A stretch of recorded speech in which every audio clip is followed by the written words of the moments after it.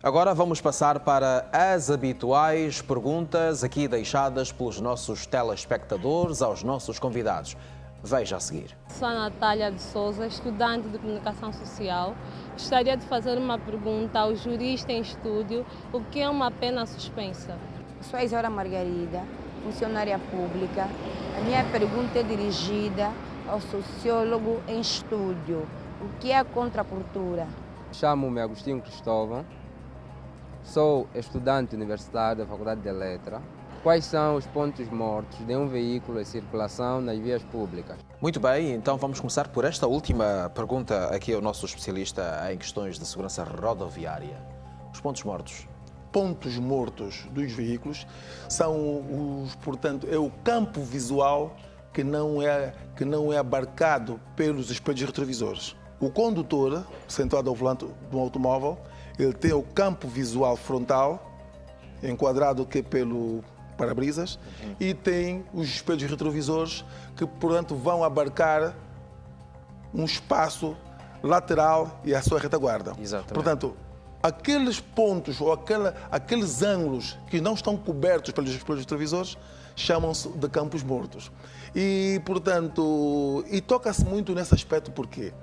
Porque os condutores de veículos de duas rodas, motociclos, ciclomotores e velocípedes, por causa das suas dimensões, quando forem a ultrapassar um veículo automóvel, eles facilmente entram nesta zona do campo morto.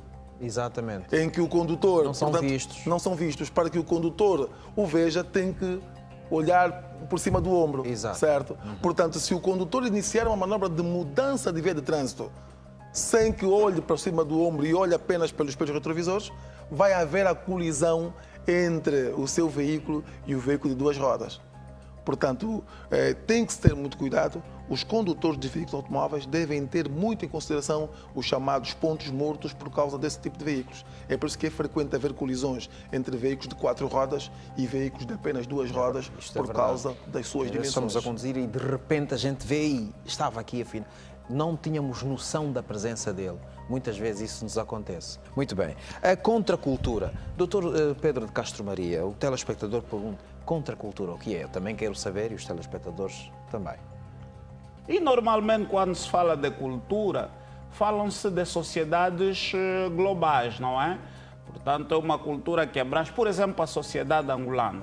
Tem a sua cultura, não é? Dentro da cultura global, da cultura que é geral, há uma sociedade mais ampla, há uma sociedade maior, há culturas de grupos pequenos dentro dessa cultura maior.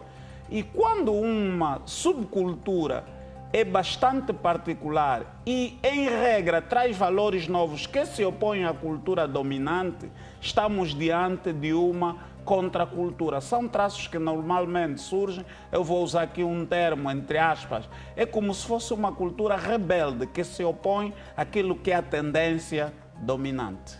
Muito bem, muito obrigado, Dr. Pedro de Castro Maria. Pena suspensa. Um indivíduo que é condenado e depois não vai para a cadeia, vai para casa a rir e à vontade e a assobiar se quiser. É isto, doutor? Fala o especialista. Não.